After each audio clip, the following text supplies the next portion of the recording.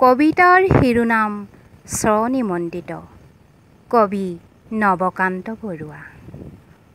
হয়তো নহয় বন্ধু, সঁচাকৈয়ে আছে। মই জানো শান্তিৰ অকণি এটি দ্বীপ, য'ত আছে বাট চাই। দেহত বসন্ত সাঁচি তোমাৰ প্ৰেয়সী, যি অমৃত। তোমাৰ নিশ্বাসে বিষ কৰি তোলা নাই তাৰ আস্বাদ দিবৰ বাবে।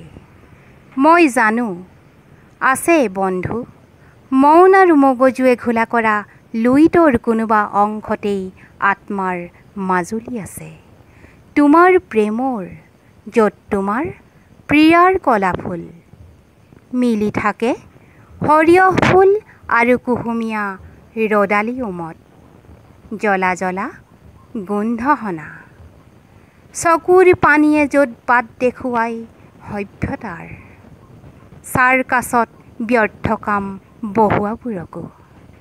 তুমি যদি সহ্য কৰা মোৰ নৰকৰ পৰা এদিন ছুটি লৈ তোমাৰ আলহী হৈ ময়ো তাত খন্তেক থাকিম।